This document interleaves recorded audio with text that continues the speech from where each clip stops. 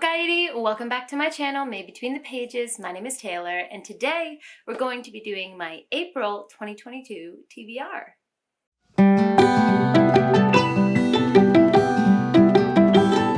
Now this TBR is going to be a little bit of a spoiler for my March wrap-up because there are quite a few books that I'm in the middle of, and so they're being rolled over to this month. So you'll know which books I didn't completely finish from my March TBR. Spoiler alert, it's quite a few. But the other part of this month is that I really want to focus on self-published books because I did not get to any of the self-published books that I wanted to get to last month, and that, in my opinion, is unacceptable. So I'm making that the main focus of this month. Let's start first with the rollover books. Now this one you will see on my channel for the next couple TBRs, so this is a surprise to no one, but that is Moby Dick by Herman Melville. So I did read the first section of this book, the first three sections, sorry. I separated them into like kind of almost equal sections, and I'm going to be reading 3 sections every month. So I did read the first section last month. This is from my physical TBR challenge, and it was just too big of like a chunker to take on in 1 month. So I'm really liking this new style, and I'll share my thoughts on the first section in my wrap-up. But this month I will be taking on the next 3 sections, which will be until this tab here. So I'll be taking on this section here. And I'm looking forward to it. So I won't talk too much about it because I want to save that for my wrap-up. But yeah, I'll be continuing with this book. The next book is Collected Stories by William Faulkner. This is another one that was from my physical TBR jar. And this one, unfortunately, I did not succeed in reading the first section, so I have separated this again into 5 sections. I was supposed to read up until this first tab in March, but I did not get to it, so I'm going to be pushing that back to this month.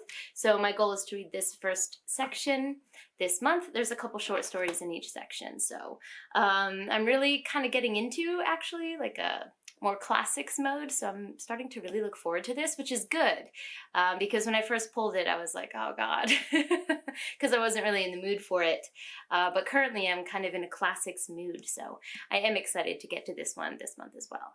Another rollover that I didn't quite get to finish in March is House of Sky and Breath by Sarah J. Maas, the second book in the Crescent City series. So I am very far into this book, actually. I'd say I'm about 3/4 of the way through. You can tell by my tabs. Again, I'll save thoughts for my wrap-up, but I'm definitely going to be able to finish this one in the first couple days of April, hopefully. I'm gonna hopefully sit down with it tonight actually and blow through parts of it. So this is just a chunker, and life happened. I actually went on a work trip to Okinawa, and I had goals to finish this book before that because it's too heavy and too big to take with me, because I'm not like gonna check a bag if I'm going so nearby. I'm not spending the money to check a bag, so this would have taken up most of my carry-on. So I did not end up finishing this before I had to leave for that work trip, so we are where we are. So I will be finishing that at the beginning of this month. I'm also about 8% into Pride and Prejudice. So I really wanted to read this one physically because I prefer my classics physically, but I just didn't have time for physical reading as much as I would have wanted. And so when I was on that trip in Okinawa, I decided to start listening to the audiobook of Pride and Prejudice. And right now I can't remember the narrator's name. I'll put it up on the screen, but I am loving her narration, and it just brings the humor out of the characters so much, the way she embodies these characters, and I am loving Pride and Prejudice so far. Okay, let me stop myself because I'm gonna be spoiling. I already spoiled, but some of my wrap-up. But yeah, I am 8% of the way through this. I did have a challenge on my channel to read a classic every month, and that's just not quite working out. I think every other month is more reasonable for me, so I might do a classic every other month. I'm not quite sure. Yolene over on Yolene Reads and I are very loosely buddy reading these together, so we are reading Pride and Prejudice at the same time. So this ended up just kind of being a more amalgamous challenge on my channel than I originally planned, but it is what it is. I also really want to do a live for Dorian Gray, which I read in January along with Yulene, and a couple other people joined us. And it's interesting, we have all different opinions on the book. Some people really didn't like it, even on DNF level, and some people enjoyed it. So We have a whole range of people that were in the group. We're just waiting for a couple other people to finish or just accept that it's a DNF. And then I really hope to plan a live for that before all of us forget all of the details. So maybe at the end of April, beginning of May, you could look forward to that one as well. And now moving into self-pub territory, I did start Legacy of the Brightwash, which was on my TBR for last month, but I did not get to finish it. I'm still pretty much at the beginning of the book, but I am loving the writing style so far. It sucked me in from the very beginning, so I'm really excited to continue with this one. So this is the first book that I plan to pick up. I have it on my, let me grab it here. I have it on my Kindle along with a lot of the other self-pub books that I'm going to be reading this month, so it's going to be a very ebook heavy month, I think, for me. So far, and according to the blurb, Legacy of the Brightwash follows this main character who is living in what you could kind of assume is like the slums of where he's living. I don't have all the names memorized so far. Like I said, I'm kind of at the beginning still, but in his world, he's living in like the slums of that world. And he is an enforcement officer of sorts that is in charge of apprehending those with certain magical powers. And basically we start this book when he's had a real rough day. And the day gets even more rough when the body of a dead girl washes up on shore. And he has this like really strong, like subconscious, like you can't really help it connection with this girl that washes ashore. And it goes from there. And so far, I'm loving it. Again, I only know the setup, really, but yeah, I can't wait to continue with this because so many people have put this on their like best books of the year list from the SBFBO finalist last year, so can't wait. This next book is a huge priority for me as well because I was so lucky to be able to get an arc from the author, Rob J. Hayes, on Twitter. He posted saying, is anyone interested in getting an arc of the fourth installment in the War Eternal series, which I have behind me. The first one being Along the Razor's Edge, which I've talked about quite a few times on my channel. I love this book. And he posted on Twitter saying, is anyone interested in getting a arc copy of Sins of the Mother? And I was like, me. Oh my God, yes, me. And so he sent one my way. But like I said, last month I didn't have enough time to like sit and physically read things as much as I would have liked. So I haven't gotten to it yet, but it is going to release, I believe, this month. So I need to get to it. I'm so excited. So this is also top, tippy top priority for me. If you don't know or you haven't heard me talk about this series before, essentially this book follows Escara or Eska. The first book follows her when she is very young and she is basically trained to be a weapon in a war between her nation and another nation. Her nation loses and she gets taken as a prisoner of war and put in the worst prison that they have, which is called the Pit, which is miles and miles and miles underground where there is no sunlight ever. And it's a very brutal world, and Eska is very brutal and matches the world that she's in. I always call her a bitch queen because that's what she is from the beginning. And this book follows the narrative structure of older Eska telling us about her younger life. So it's got that narrative style, and I love it. I love it from the bottom of my heart. And the things that happen in the second and third book kind of broke my heart a little bit. So I don't know if I'm ready for Sins of the Mother, but also I can't wait to get to it. So yeah, that's super high priority for me. The next book I also would like to say is high priority. Basically, they all are this month. I mean, I'm just so excited to get to all of these. But the next one on this list is A Drowned Kingdom by P.L. Stuart. So I have been lucky enough to participate in quite a few discussions with P.L., more coming in the future as well, but most of them were and will be on Steve's channel, Steve Talks Books, so I'll be sure to link previous discussions with this wonderful author down below, but I haven't read his actual series. We've always discussed other people's books. And so he was just a wonderful human and asked me if I would like a copy all the way across the world. And he sent me one, and I cannot wait to get to this book. Also, I love it. It has that like super soft matte cover, but it's not black, so you can't see my fingerprints. Just genius, stroke of genius. But I'm so excited to get to this. So basically, this follows the concept of what if Atlantis was real. and after it disappears beneath the sea, what happens to its people.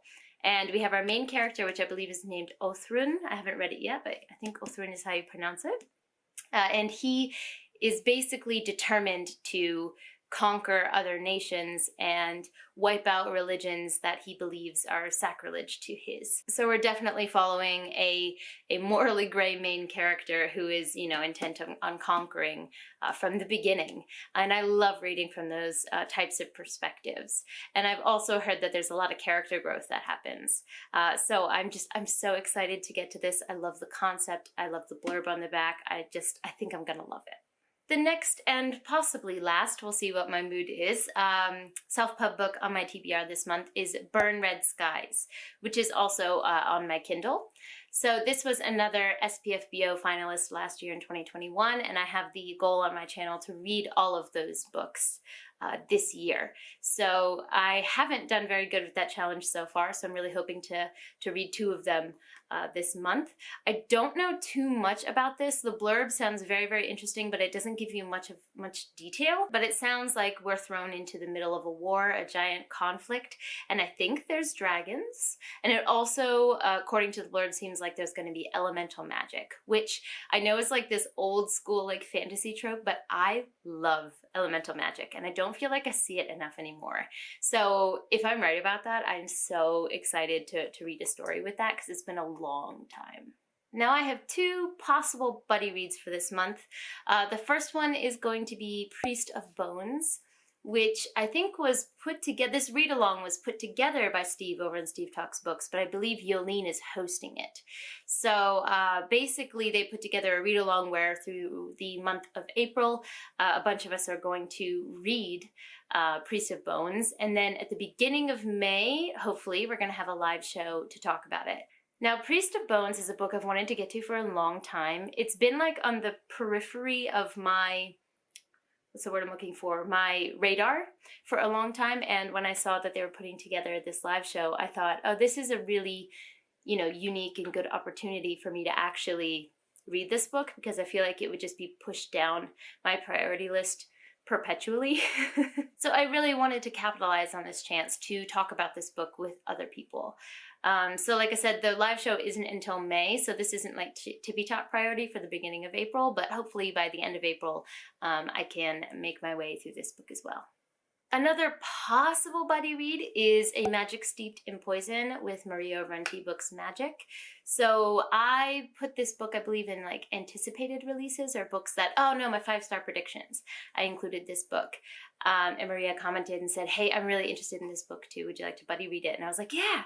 And so we agreed to do it, but whether we can, both of us, if we can fit it into this month is the question. So both of us have a lot that we want to get to. So we definitely will be reading this book together, but the question is when. It may be pushed to May. But either way, I really want to read this book. I mean, just look at this cover. How can you not want to read this book?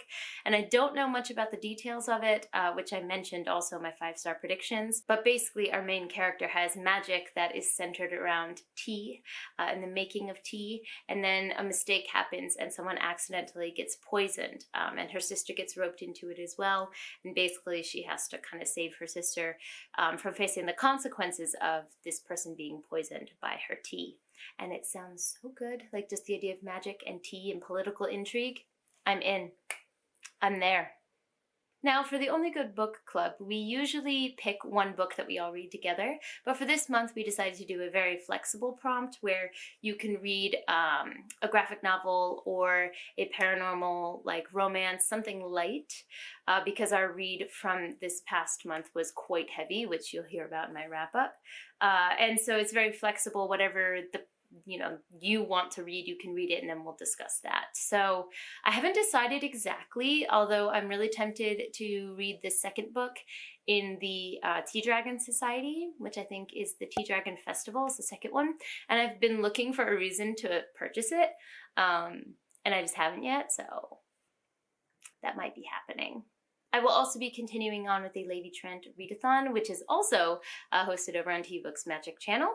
And that is a monthly readathon where we read one book in the series every month, and I have just been adoring these books. I've been consuming them via audiobook, which I think is a wonderful way because the narrator is incredible. And the third book is The Voyage of the Basilisk, I believe. And if you know me, you know I have a real life fear of the ocean, but I love reading about it. I love pirate stories. I love all of that kind of vibe. So I'm very excited to get to this one. I think it has the potential to be my favorite, even though I've adored the first 2 installments. I gave them both 5 stars. But essentially we follow Lady Trent, who is, it follows the same narrative structure as Along the Razor's Edge, where you have the older character narrating their earlier life. But she is now, in present times, the world's leading expert on dragons. But when we start the book, she is a young woman who has a very unladylike interest in dragons, and we follow her story as she kind of carves her way through a male-dominated field as a woman. And it's a lot of also commentary on colonialism, because in order to study dragons, she has to go to foreign lands. And it has a lot of discussions of like war, colonialism, privilege. It's really, really interesting the way that all of these like deeper topics are discussed. And then there's also the part of the book that talks about the dragons themselves, which is more of a scientific view of dragons, because like in this world, they're not animal companions, they're creatures that, you know, wild animals that'll kill you if you get in their way. But we get to see them through this lens of someone who just loves them as they are. They loves the wild nature of them, and it's just so fascinating and really, really well done. And as always, the last section is we're going to pull 2 picks from my physical TBR jar. Okay, let's see what I get. I have a lot on my plate this month, completely, you know, by choice, but let's see if I can get something manageable. Here we go. Got 1, 2. Okay, so let's open the first one. The first one I have here is, oh, yes, yes. Oh, I'm so excited. The Helm of Midnight. Oh, I can't. Okay, hold on. Let me get this off my shelf. Hold on. Now, this is one of those matte covers that is black, so you'll have to forgive my grubby fingerprints as I ruined this beautiful cover. But this is a book that was gifted to me from Sarah from the Only Good Book Club, because she's a wonderful human, and I've been wanting to get to this. This is on my 5-star predictions as well. So this is a book that's kind of a mixture between a thriller and fantasy. So essentially we have a helm that is imbued with the spirit of a serial killer. And there are people charged with keeping this spirit inside the helm so it can't harm anyone else. But of course the spirit escapes. And this is about the characters trying to get this serial killer spirit back safely in this helm before it can do a lot of harm. But it sounds so fascinating, so unique, so interesting, and I cannot wait to get to it. Oh, I'm so happy I pulled this out of the box. That's not a box. What's it called? Jar. My TBR jar. Oh, I'm so excited. And my last book, and the second physical book from my jar is, oh, yay! Daughter of the Moon Goddess. Okay. Oh, hold on. Oh, it's right behind me. Hold on. Let me pull this out. This book is also on my 5-star predictions. So I've talked about this a couple times on my channel so far, but I don't usually buy books if I haven't read them yet. But I made an exception for this one because of how stunning it was, and it's on my 5-star prediction list. And now I have a chance to see if I was right. Oh my gosh, I cannot wait. Now these are chunkers. I think both of these are about 450. This one is 487, 500 pages. And I believe the Helm of Midnight is also 400 something. So this is a lot. This is a lot for this month, but I can genuinely 100% from the bottom of my heart say I'm excited for every single one of these books. And I think if I split them between like audio and physical, I might be able to get like some serious work done this month. This has been everywhere, so I'm sure you've seen and heard of it before, but I know it is a story based on a Chinese folklore story, and you know I love folklore, mythology, anything like that. So I was pulled in from the very beginning, and it's gotten amazing reviews, so I'm even more excited for it now. Okay, so this is a lot. A lot of chunky books, plus, you know, my Kindle has quite a few on them, but keep in mind I'm not reading all of the books. The top 3, I'm only reading a section of them, so is it manageable? I don't know. Maybe I just have unrealistic expectations of myself at this point because I always do too much. But either way, I'm excited. I can't wait to start reading. As always, let me know in the comments down below if you've read any of these. What were your thoughts on them? I just love chatting with you guys. The engagement is my favorite part of this whole thing. Don't forget to like, subscribe, and click that bell. I'd love to have you as part of this community, and I appreciate it. But for now, I'm gonna head out. Ciao!